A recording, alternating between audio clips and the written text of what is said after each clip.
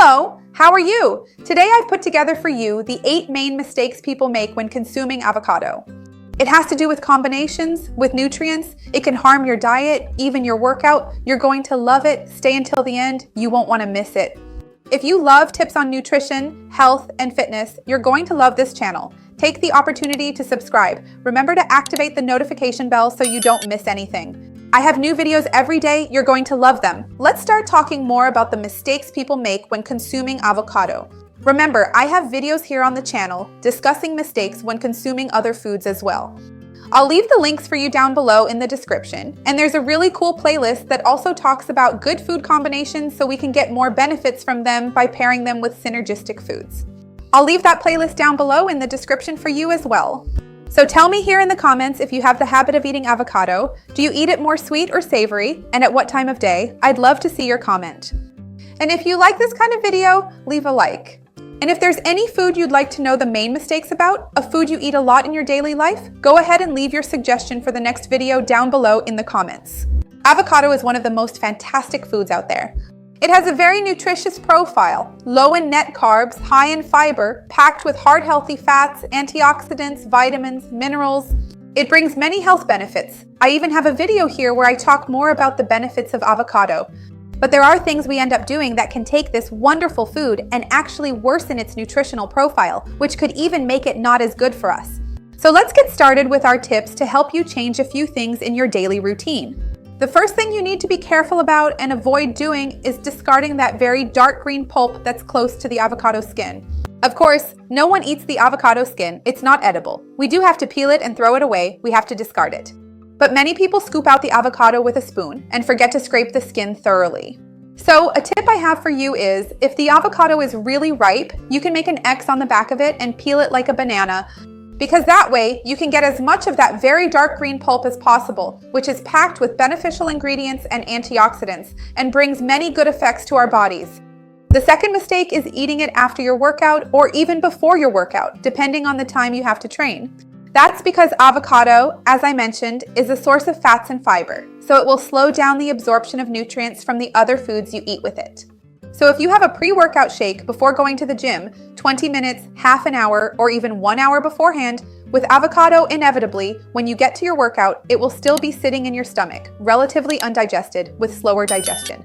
And the energy you need won't be available for muscle contraction. You will have secreted more insulin there, depending on what you put in your shake, so it won't be a good option. Post-workout, it's also not ideal because you need rapid absorption. At this moment, yes, you do need increased insulin secretion, so ideally you should consume foods that are high in carbohydrates with a high glycemic index and protein to replenish your muscles. I have videos here on the channel that talk more about what to eat before and after your workout. So avocado really isn't an option unless you eat it 3 hours before your workout, 2 hours before your workout, giving enough time for it to be digested and absorbed along with a source of carbohydrates. Because remember that avocado by itself contains virtually no net carbohydrates. So for example, if you want to have avocado with banana before working out, it needs to be 2 or 3 hours beforehand. This detail is very important.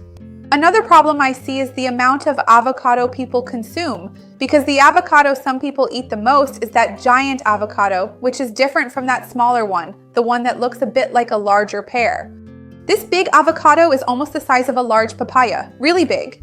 So there are people who say half an avocado because they're thinking of that small avocado, the avocado from the northern hemisphere. Half of the bigger avocado is really quite a lot. It's not just a generous portion, but also a significant amount of calories and fat packed into a single fruit. Maybe you don't even need the whole smaller avocado every day to get its benefits. Of course, some people might require that amount depending on their caloric needs, lifestyle, and the rest of their diet. But for most cases, the ideal way is to measure the portion of avocado you eat in tablespoons. That way, you'll have a clearer picture of how much you're actually consuming without overdoing it. Usually, when adding it to a smoothie, a salad, a dessert, with a banana, or with cocoa, 2 to 3 tablespoons might already be ideal for you.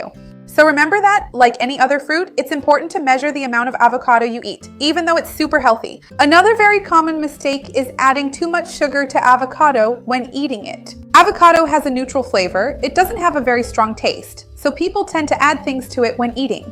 Usually it's sugar or condensed milk. Some people blend it with so many things that it ends up like a mousse, and sometimes they even add more cream, adding a whole bunch of stuff.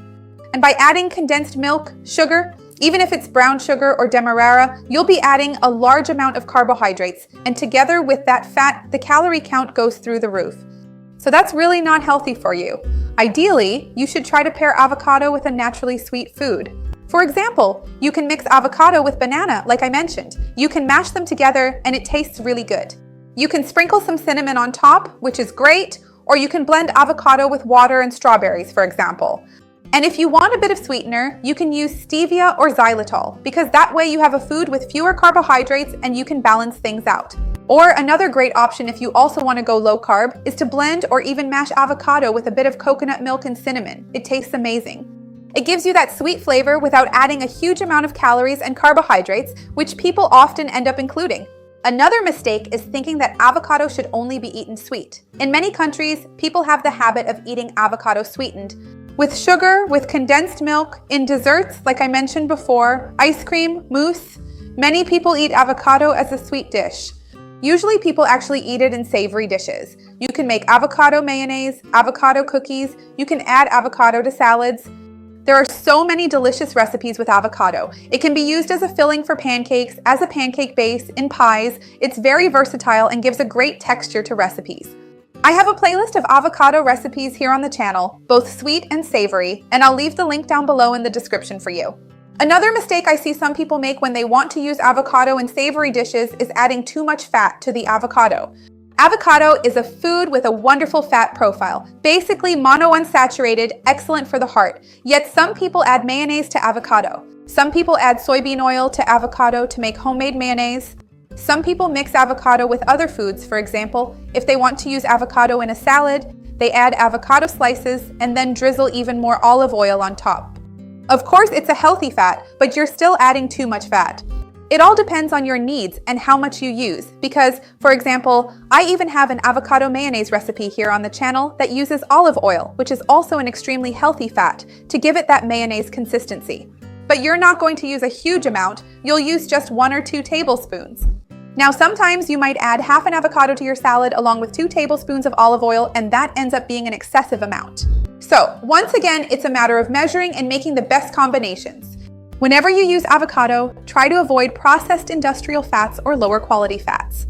As I mentioned, store-bought mayonnaise is not a good option, nor is soybean oil. I even have a video where I talk about the best and worst oils for cooking, and I'll leave the link down below for you. Another mistake that many people make is storing avocados incorrectly, because avocados naturally contain a lot of antioxidants, and when you expose them to air and light, they oxidize. Some of these antioxidants will oxidize when they come into contact with the environment, losing part of their function, and the avocado turns dark, becomes more bitter. So ideally, you should cut the avocado and serve it right away. If you're preparing it to serve at the table with other people and you still have to wait a bit, you can mix in a little acid. It could be a bit of apple cider vinegar, a little lemon juice, which will make the environment a bit more acidic and help with the oxidation issue. And you can also cover it to prevent it from coming into contact with oxygen and further avoid this oxidation. So, for example, if you made guacamole or mayonnaise and you're going to store it in the fridge, put plastic wrap directly on top of the cream itself or even on the chopped avocado you've already cut and put it in the fridge, because that will slow down the process. Of course, it won't last for days and days, but the most important thing is that you at least gain a few hours before it turns dark. Because the problem isn't just the darkening, it's that oxidation also causes you to lose some of the nutrients. And it's also super important to choose an avocado that's ripe enough to eat, not hard and unripe. Of course, avocados are green, but by green I mean not yet ripe. Because it will be really hard, rigid, difficult for you to scoop out, hard to prepare the ingredients, to make recipes, and it will have no flavor. The less ripe a fruit is, the less flavor it usually has. That's why if it's still not ripe enough or not ready to eat, your recipe might not come out the way you expect, and the final taste can end up being a little disappointing. Also, on the other hand, an overripe avocado gets those black spots inside. It can become bitter, the texture gets too mushy, and in another way, it might not turn out well. So, ideally, it should be just right when you eat it.